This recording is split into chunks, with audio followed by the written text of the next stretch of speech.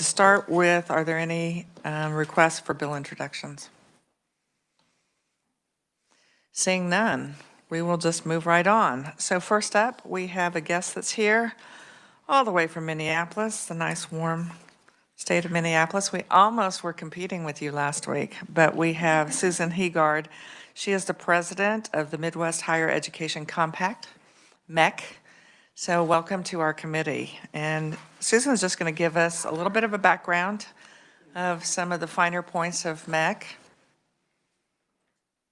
Thank you, Senator Baumgartner. Senator Baumgartner is one of our commissioners from the fine state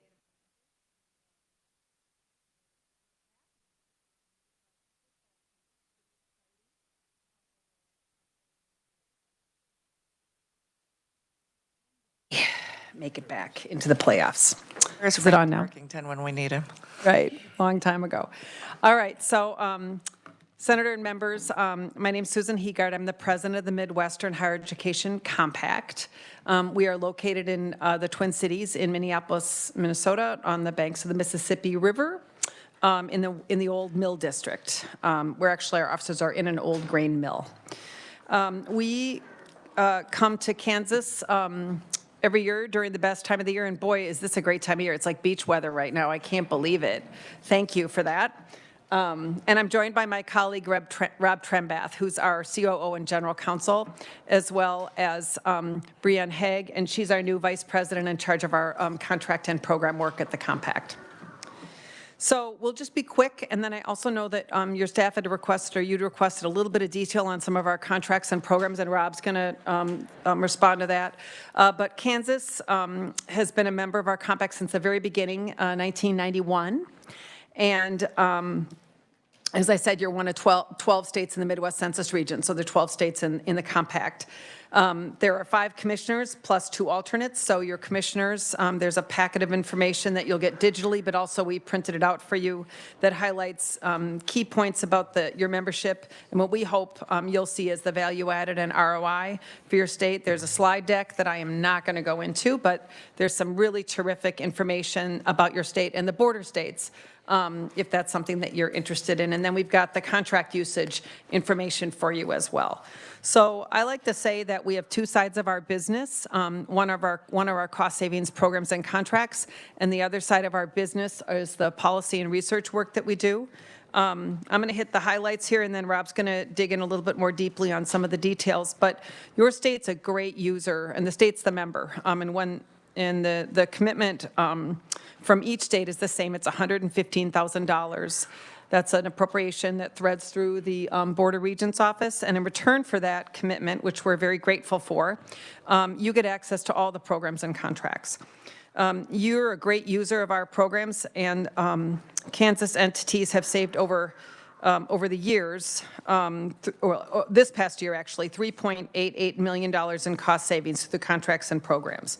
You also participate, some of your students participate in the Midwest Student Exchange Program, and those families and students have saved $2 million. On the technology contracts, overall, Kansas has received a 34-fold return on its annual compact commitment. The technology contract, so that's both hardware and software as well as services. That savings is more than $2.24 million by purchasing $24.97 million in technology, hardware, software, and services. There's a savings, an average of about 10%, but really also the value piece is that we do all that government, the contracting work for you. You can tailor the contract so you don't have to do that in institutions yourselves or in school districts or in local units of government. And then you're also a member of the distance education program, SARA. It's the State Authorization Reciprocity Agreement. We love our acronyms in higher education. But in the past, the easiest way to describe this is that if you wanted to offer a distance education program in another state, if you're University of Kansas or a private college, you had to pay in every single state that you wanted to do business in. Now, if you meet certain standards, you only have to do that once. And so your state as a whole has saved just a great amount of money here, $1.63 million for the distance education program. Rob's going to touch on some of that, but also the insurance Property insurance has been something that we provided for a while, although that program is winding down, and we're looking at different ways to approach that in the future. Student health insurance, and what's the last one? Yeah, the reciprocity. So those two primarily. So on the policy side, we have a really interesting data dashboard. You can dig into some of that information yourself and compare your state to any other state, not on football, but on all sorts of student demographics, which is actually, I think, really interesting. We try to disaggregate that data wherever we can so you can really understand the differences between states. We also have something called Open Education Resources. We've gotten a grant from the Hewlett Foundation for that. Open Education Resources, or OER, those are an alternative really to textbooks that are free to the user. Not free to the developer, but it's really provided a great way for students to save money on their educational materials. So with that, I'm going to just step to the side, and Rob's going to dig in a little bit more deeply because I know you've got an important bill coming up in a full agenda, so we'll just close with some details on the contracts and programs. Thank you. Thank you, Madam Chair, members of the committee. My name again is Rob Trimbath, the Chief Operating Officer and General Counsel for the Midwestern Higher Education Compact. As Susan mentioned, Kansas entities really take advantage of a lot of our cost savings programs, and the biggest one perhaps is our technology contracts. And as Susan mentioned, the technology contracts are available not only to just higher ed, but also to local unit government and K-12 school districts. And in fact, a rough breakdown of the usage of the contracts this past year, K-12 institutions purchased over $11 million, or about 50% of all the purchases from our contracts this past year. Higher ed purchased about $9 million, or about 40%, and then local unit governments about $1 million, or about 10%. So that's kind of the breakdown of how it's used, and it's all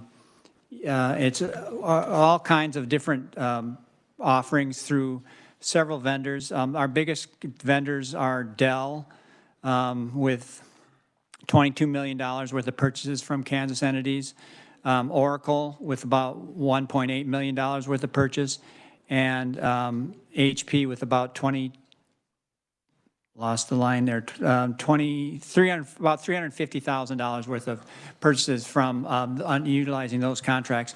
Just to give you a brief example of some of the regions institutions are using it, the University of Kansas purchased about $6.5 million through our contracts. Kansas State about $175,000, and Pittsburgh State another $7,000. So we do have listing involved, but that's just kind of a little breakdown of how they're used. One of the other big programs that the Kansas universities utilize is our student health program. And all the Board of Regents institutions take advantage of that, and I believe that's for their graduate students. We don't have hard dollar savings that we can attach to that because each policy is individually underwritten, so it's a little difficult to actually estimate savings for that. And then I think Susan mentioned that the third big savings program that the Kansas higher ed institutions utilize is our Midwestern State Authorization Reciprocity Agreement, where the institutions, if they're offering a course online, only have to register once and pay one fee. It used to be you had to go to each state, so 49 different fees and 49 different registrations, very time-consuming and costly. Through this reciprocity agreement we have in place, the higher education institutions in Kansas only have to register once and pay the single fee, and we estimate that they saved approximately $1.6 million through that. And then, of course, a program that we've sunsetted, but Kansas was a big participant in, was our master property program, and we are looking at new opportunities in risk management. Hopefully have some of those in the near future. So the one quick question I would have for you to address is, would you share with the committee what Representative Barbara Ballard's role is now with MEC? Madam Chair and Senators, Representative Ballard is a longtime member, appointee of the Compact, and I believe she's the longest-serving representative in Kansas, but she was our vice chair last year, and now she's the chair of the Compact. So we will actually be having our annual meeting here this coming fall. I believe in Overland Park, correct?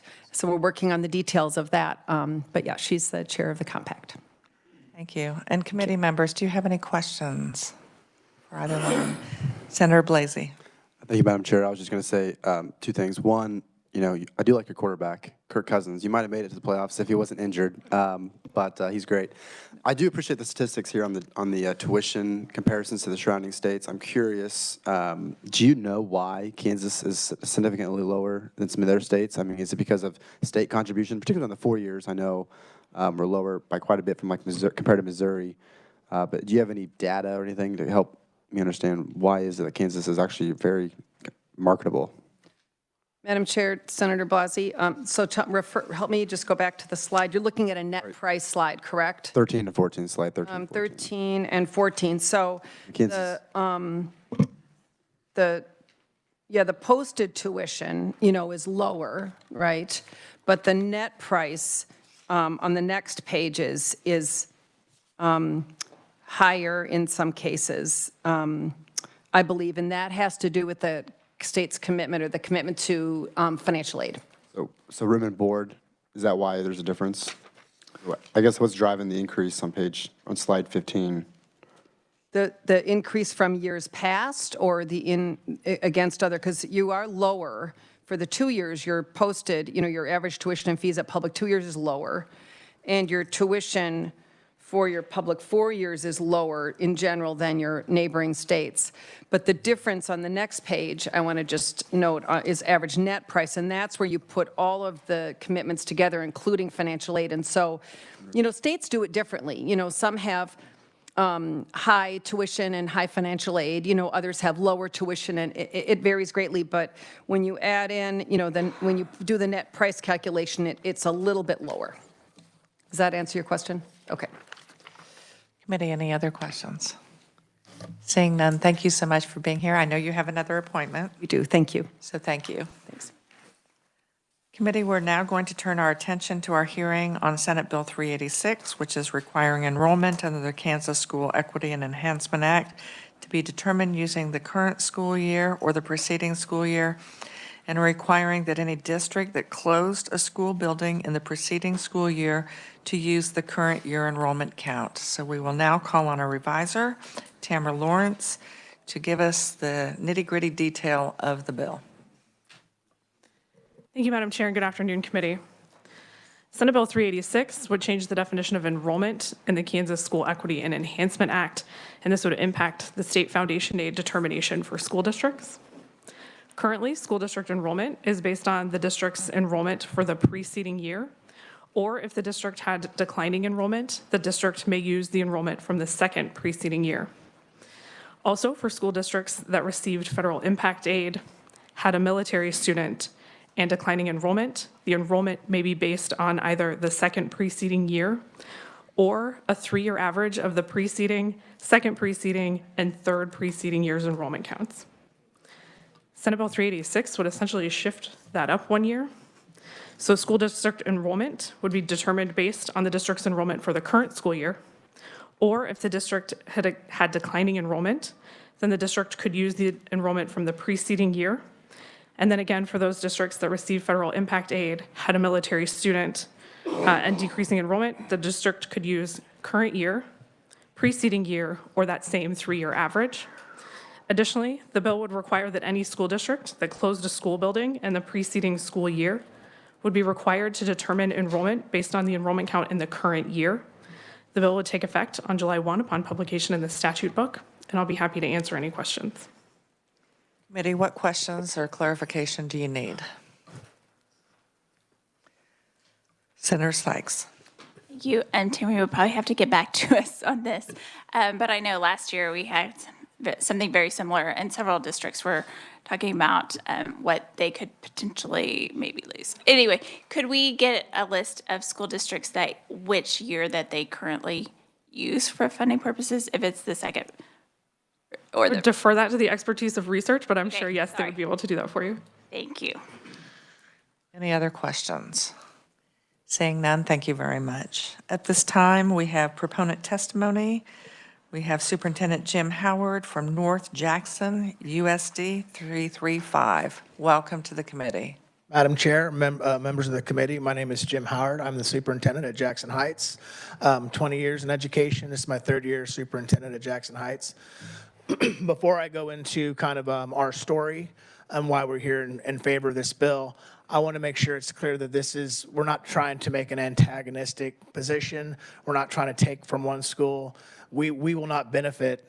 What has happened has already happened. So the money that we were unable to get this year, we know we're not going to benefit. We just know we are a good case study for maybe why this needs to be addressed. And overall, we were never a part of the school closure. We were a secondary impact because those kids came to our school, and we welcomed them with open arms. And a story I'd like to tell is the kids don't know there's turmoil. They know we testify on their behalf, but we had many kids from Wetmore that were homecoming candidates in that fall. So I mean, we integrated well. So it's not an antagonistic as far as it comes to the school closure. It is on the funding because we were the ones who kind of ended up being hurt. So to go through that situation, in February of last year, USD 113 had to make a very difficult decision to close the Wetmore Attendance Center. They had around 120, I always say 126, I think was the enrollment, but in that range. Of those students, 90 came to Jackson Heights. So we have 110 total that were enrolled in 113's boundaries, but 90 came last year.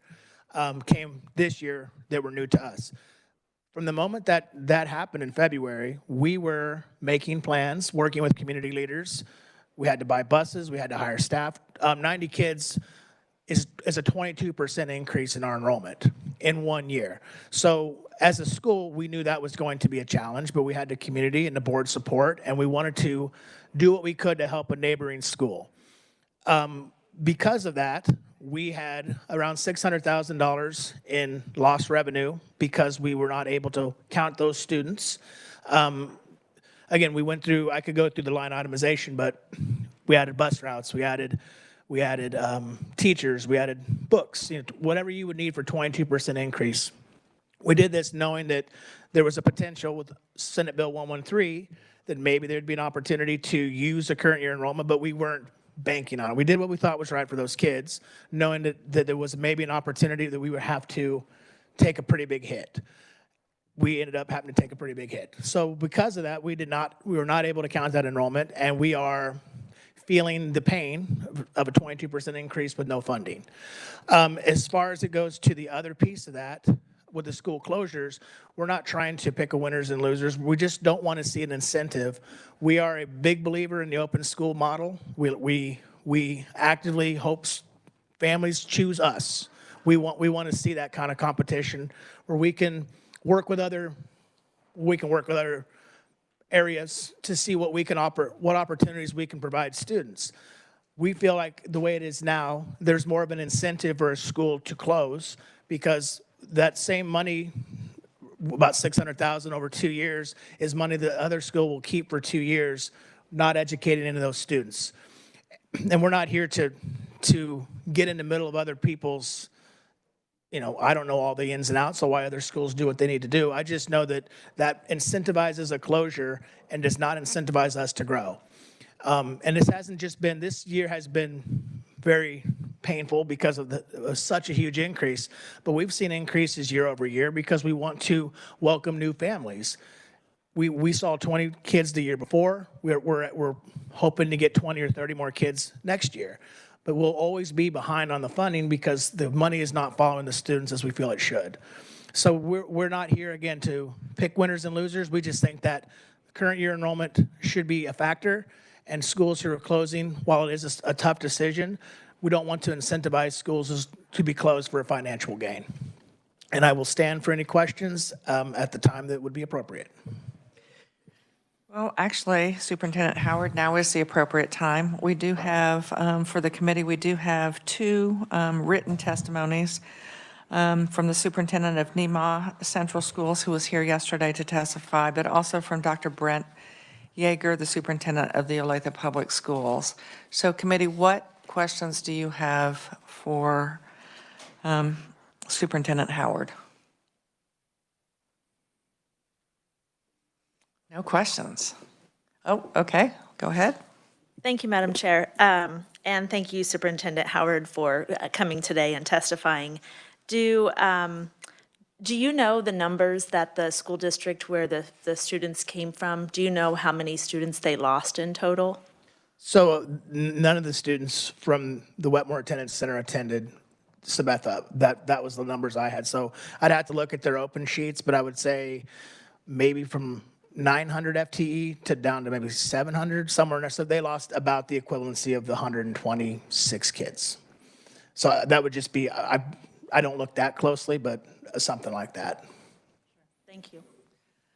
Could you share with us the issue with regard to, so even though the school was closed, students moved to your district, but talk briefly about the property.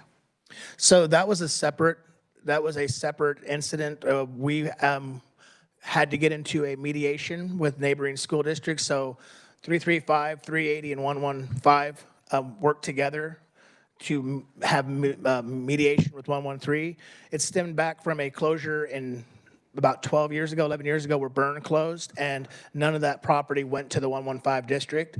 We did not want to see that same thing happen with the Wetmore community, so we had a joint board meeting and weren't able to get any kind of a common ground. So we went through the state board has a process that we followed, and we were able to come to some middle ground in mediation. 335 and 380 did with 113. 115 is still going to petition the state board. That was critical. Of those kids, 80 of them ride buses. We would never be eligible for the aid. We had 22% of our population with no board representation. The process was very grueling, more grueling than it should have been with what I considered a pretty common sense. All these kids are coming here now. We're picking them up. Your parents, a lot of the teachers started working for us that lost, not a lot, but we've hired whoever we could. And so that was a separate process that we kind of worked together with the same schools. You see us here together a lot because we kind of banded together to try to do what we thought was best for our kids and for Kansas kids. So we did reach mediation. It'll go to the state board for final approval. We don't see any problem with that because it was a mutual agreement, but I know that's not what we're talking about, but it was more grueling than it should have been. So you made reference to the funding from busing, transportation. What other impact is there from having that property assigned to your district? So the main impact will be property taxes will stay neutral. So when you're looking at your budget, obviously you have the local option, and my community was fine.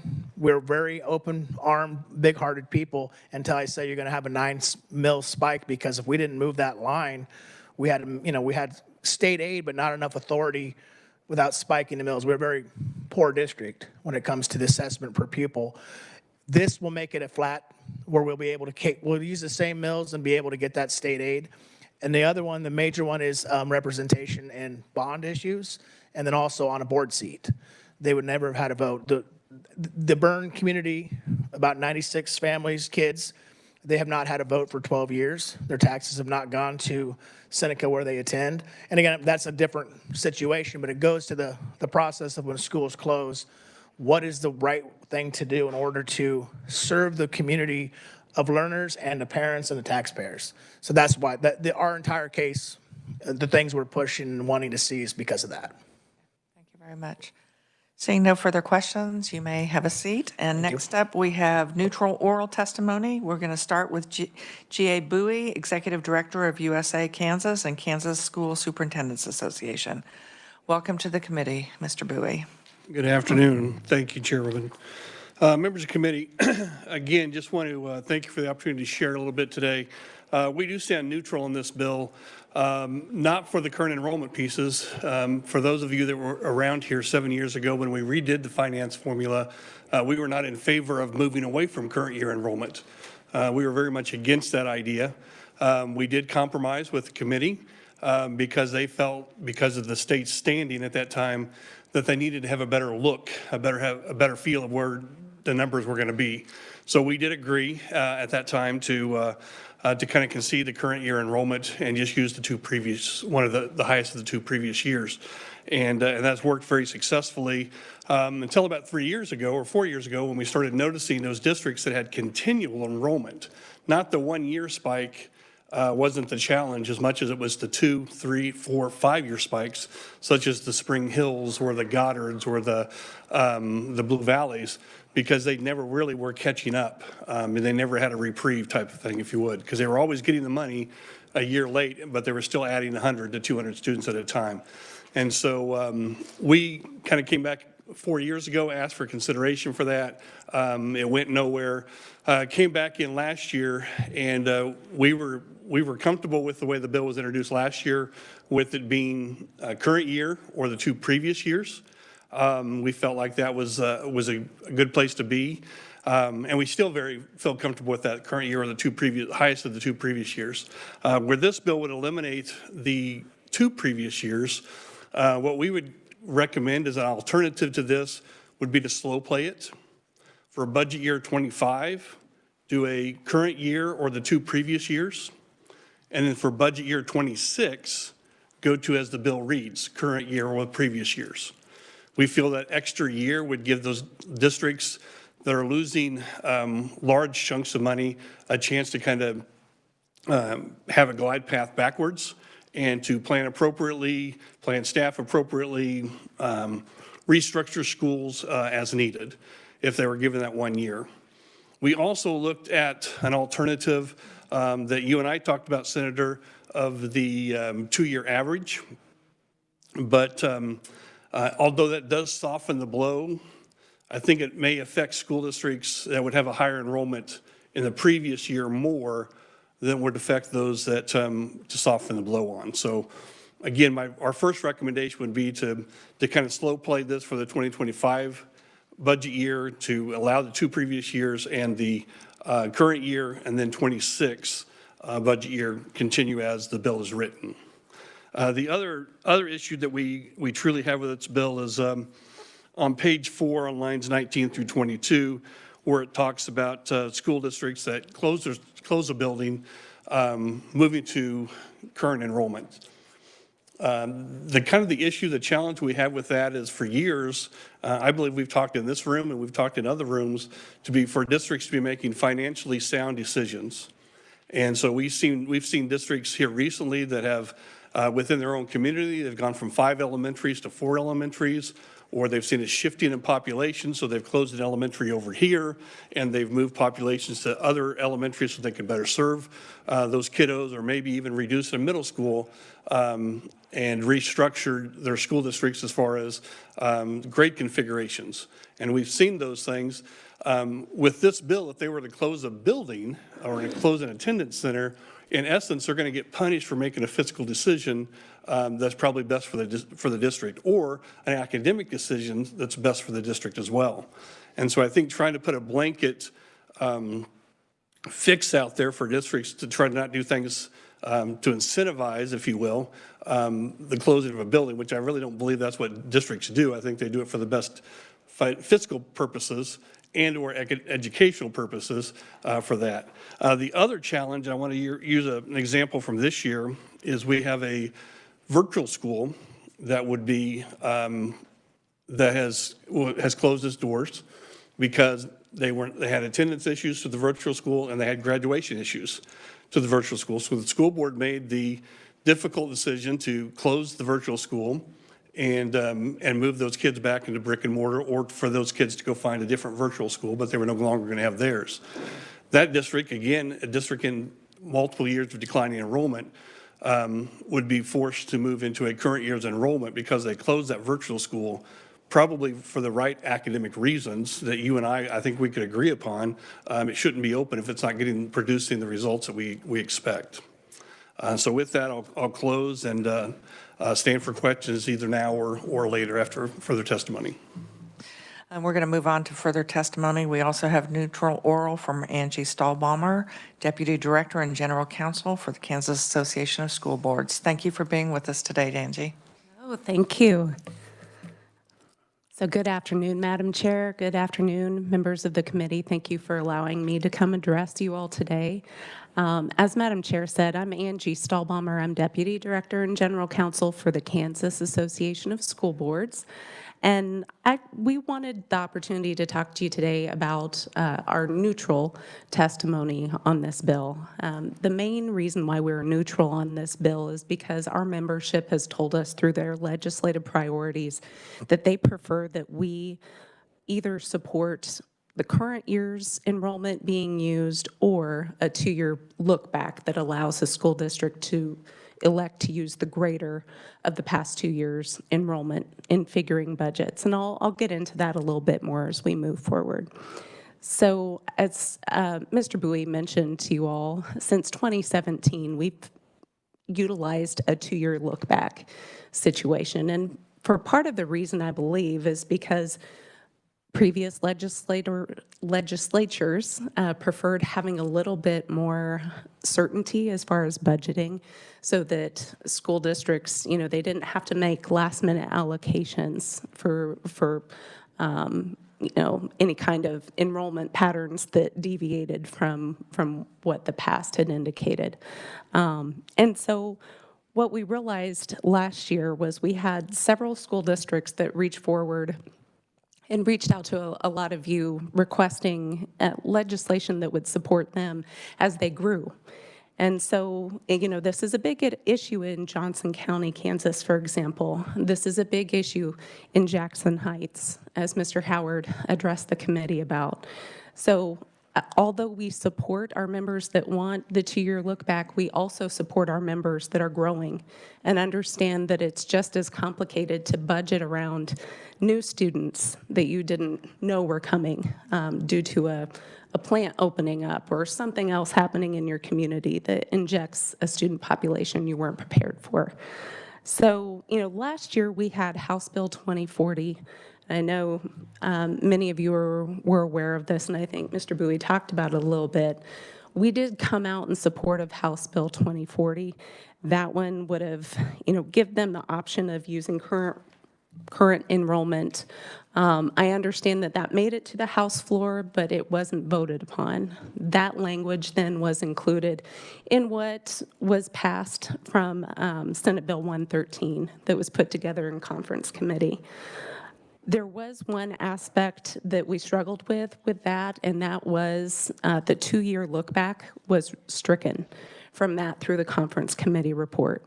So that plus the bundling of policy with other financial areas were reasons why KSB opposed that as it went for final vote. So, just to circle back a little bit, we have growing enrollment districts that are here today, and you heard from Mr. Howard about that. We certainly want to support them as they need the funding to immediately care for students that attend their school districts, and the 2-year look back will not help them.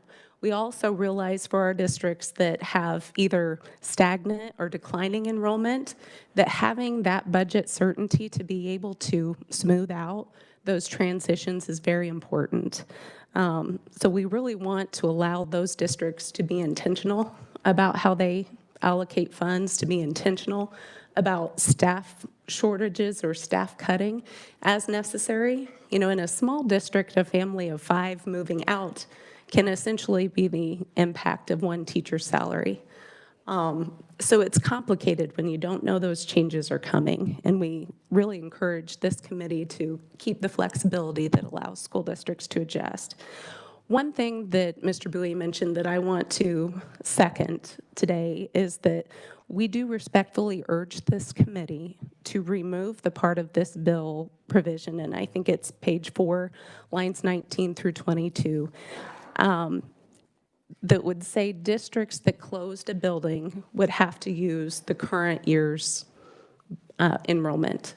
And this is for several reasons. The first one being sometimes, obviously I think many of us think of districts with declining enrollment that are probably in this situation.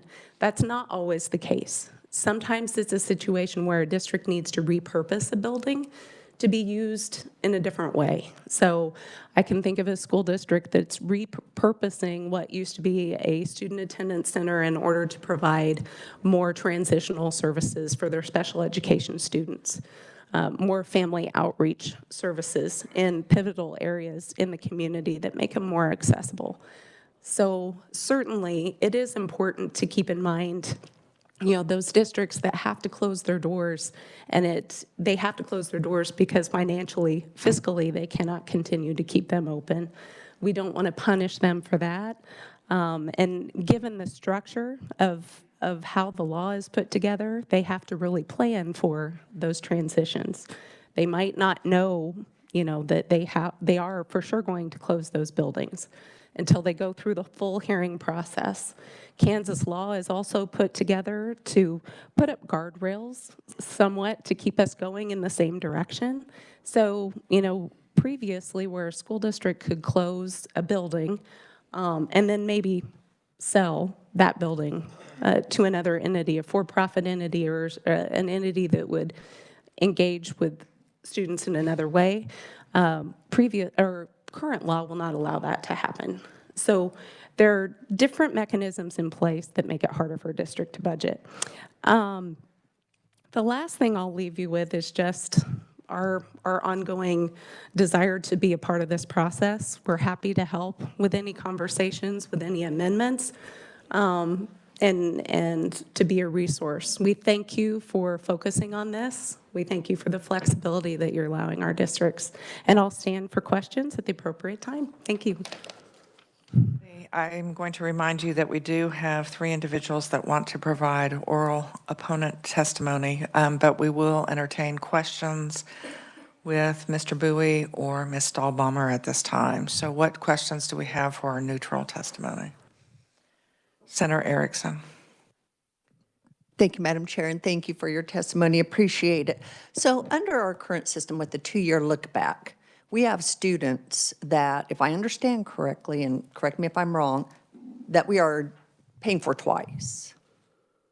For example, if a student goes from District A to District B, District A can claim that student in the next year that they don't have it, as well as the next year out, the receiving district can also get funding for that student. So we're paying for that student twice under our current system. Is that correct? I don't believe that's correct. I understand what you're saying. I understand the concept of a phantom student.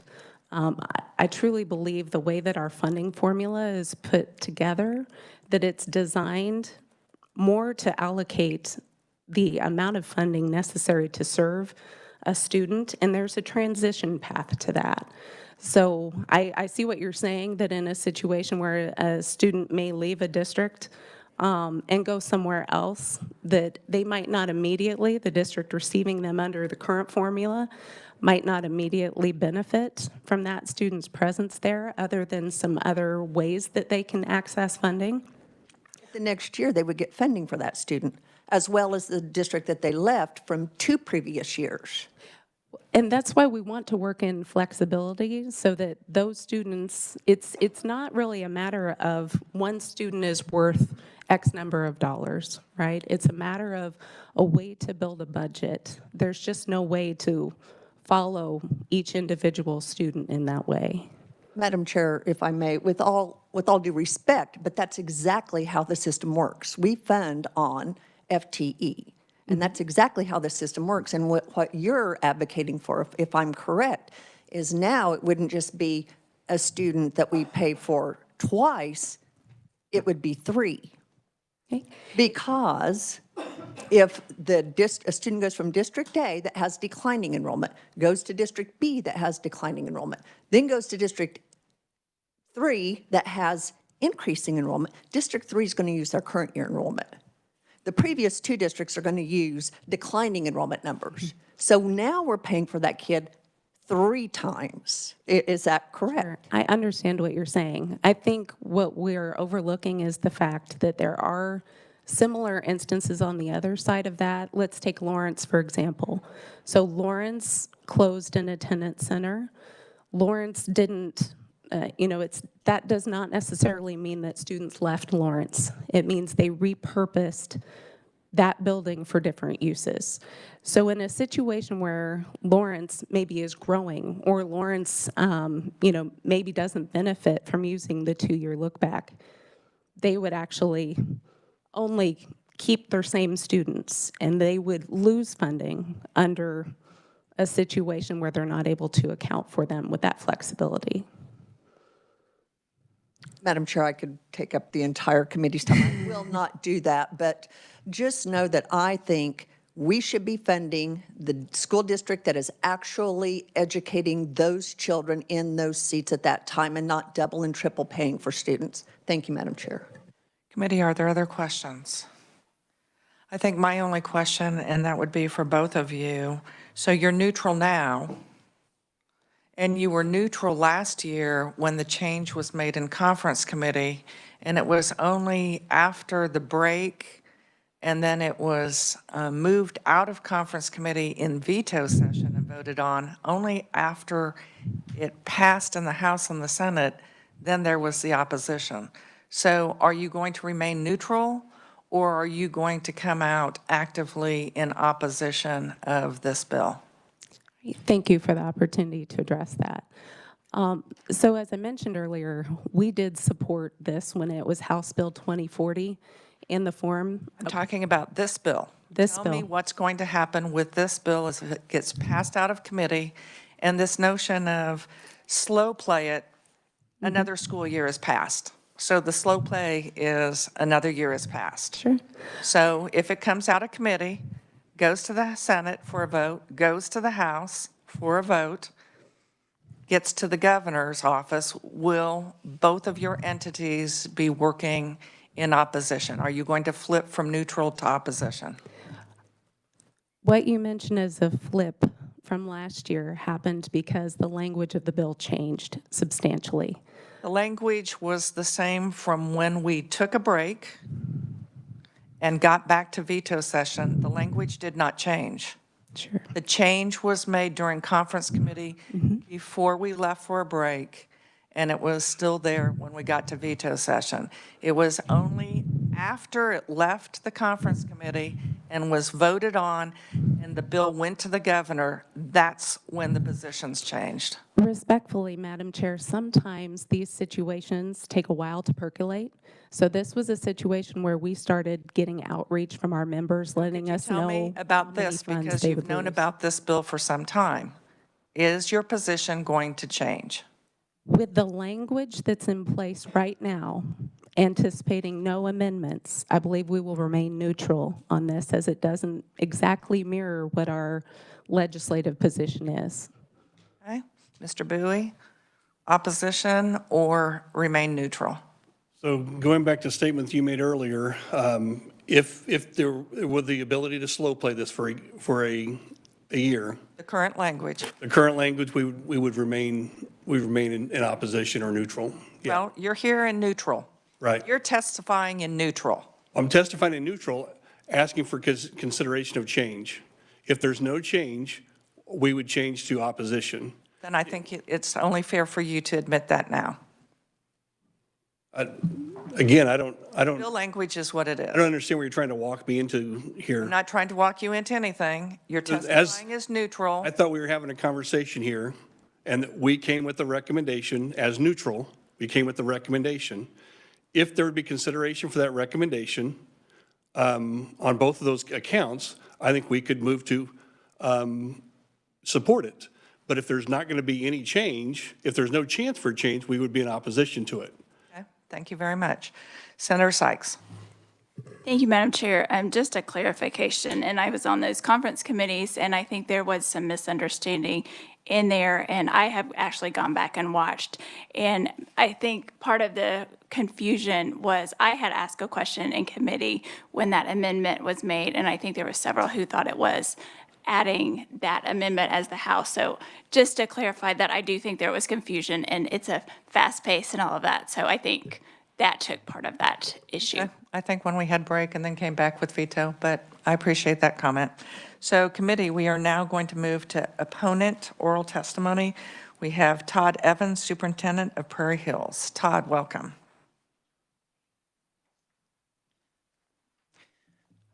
Thank you, Senator Baumgartner. I want to thank the members of this committee for their service to the kids of Kansas. I see all of you having to listen to many different voices when it comes to providing for the education of kids in Kansas. I'm here because in USD 113, we have a story to tell.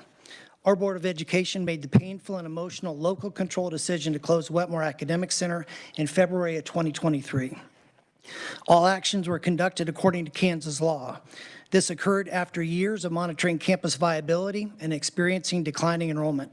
The board reached this 2023 decision 8 years after the recommendation from the legislative post-audit study that suggested closure, after enrollment had declined to less than an average of 10 students per grade, and after hours and hours listening to constituents at local meetings.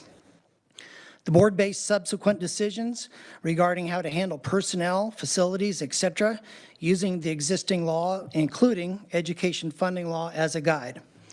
In 10 years as a superintendent, I've experienced 3 different funding formulas. I don't have the answers to the difficult issues that you struggle with, but I have a great deal of respect for boards of education like the USD 113 Board of Education, who made the legal local control decisions to positively impact the future of the education we provide.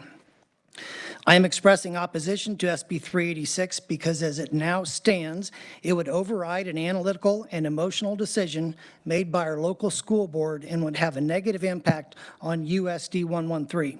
We do favor adding current year funding to the formula.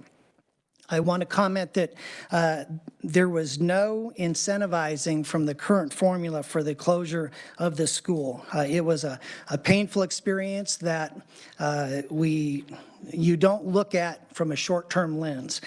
I do not envy you your position in finding solutions to the very diverse issues that face Kansas school districts. Thank you for your time and efforts to provide Kansas children with a great education.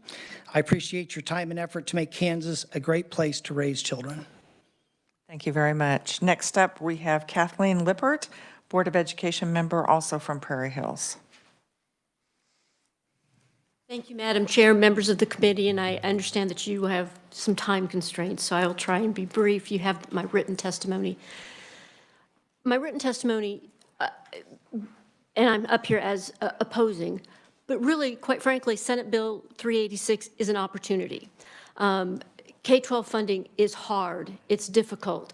One of the questions posed to a previous conferee talked about the 2-year look back, and there's been a lot of talk about funding ghost seats. The current funding formula was I can only imagine, I wasn't here for those committee meetings, but a hard fought, very concerted decision that was made to incorporate many different situations. Highly summarized, the state of Kansas has several areas of high-density urban populations and a vast number of areas that are lower-density populations. And some schools see enrollment increases, and current year funding would be an awesome addition to the funding formula. The 2-year look back or a year look back is, I think, important and was recognized in this formula when it was created, I think, in 2017, because you've got to plan. It's difficult to plan for changes, whether it's enrollment increasing or decreasing, but it is difficult. It was a painful situation that we looked at for many years, and anybody who says that it was done for some sort of gain is mistaken, sadly mistaken, because it wasn't. It was done to provide the best education we could for all the students. The board was committed to educating every single student, but we recognize the work that the legislature did last year with respect to open enrollment. For years, and that was a great bill.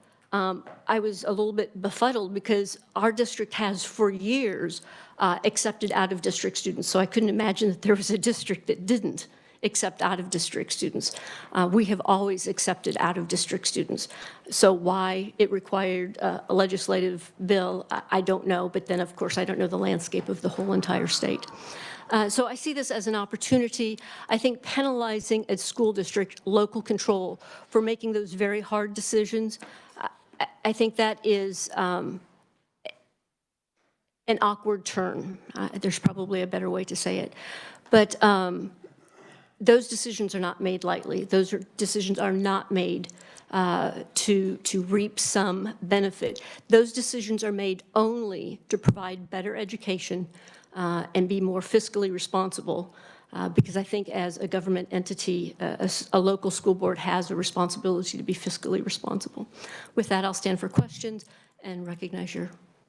Thank you very much. Next up, we have Kellen Adams, Superintendent for Leavenworth School District.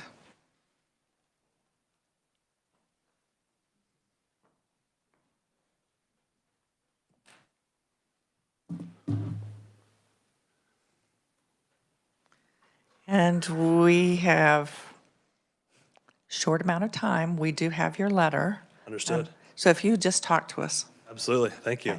Madam Chair and members of the committee, thank you for your service to the state of Kansas. I am in opposition as written, but I do believe in a firm foundational belief that you don't just come with complaints, but rather you come with solutions as well. So I do intend to get into some of those solutions. One of my first concerns, and to be very clear, is for districts like Spring Hill. Those students are there today, and they need those services today. So this is not about districts like Spring Hill or like Mr. Howard's district. I think it's palatable and both understood to have dollars follow the student. That argument is certainly understood, at least by myself. The timing of the bill is concerning for me, and there's a couple reasons why.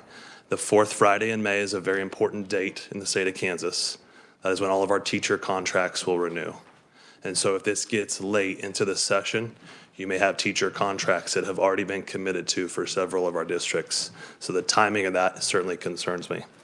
The second of which is if we go live on July 1st, you have districts that are already working their way through the needs assessment process. I know in Leavenworth, we've nearly completed the first phase of our needs assessment. Those may impact those decisions and those conversations locally. There is a complexity in our state. I know that you're all well aware we have 286 districts, and what works in Leavenworth does not work in Liberal. I know that you understand that. I have lived in a 1A system where there are more animals than people in that county. I have also worked in now a very small, geographically small, but yet very densely populated 5A system. And I will tell you that they are night and day. And so finding something that probably works for just one single set of districts is not palatable. But the SDF QPA predecessor did give you 3 options. And I would encourage you to hearken back to that idea, that there were 3 options prior to this, since fiscal year 1991, that led up to the Class Act, that seemed to help our districts and the complexity of this state. For an example, and I use this frequently, I want you to think about the loss of just 26 students in your district. It is likely that would be about 2 students per class, unless you somehow had all 26 of those be third graders. If that occurred, you're likely looking at about $180,000 to $200,000 loss. For my system, each teacher costs $70,000. It is unlikely you would be able to cut any teachers if you only lost 2 students per class. And so helping districts right size over time is not as simple as it sounds. So in closing, I just want to say thank you again for your consideration and again, keeping all districts in mind across this beautiful state. Thank you. Thank you very much. Committee, what questions do you have for opponent testimony? I guess I will call on Superintendent Evans. So in the discussion, we have heard in testimony that we're penalizing or we're punishing districts with declining enrollment. So if we were to keep the existing formula, you would continue next year to be funded for the 90-plus students that are no longer there. Is that correct? That's correct. Okay. So you received that funding for them this year, even though they're not there. That's correct.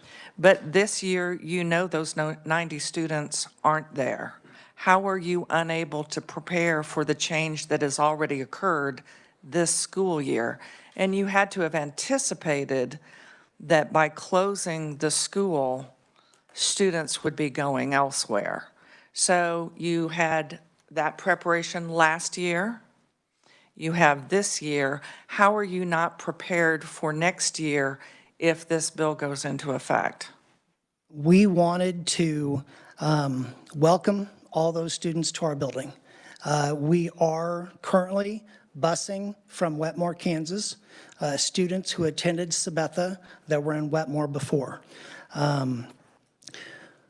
The issue that we're talking about with funding is not anything new. We have had this situation since 2017.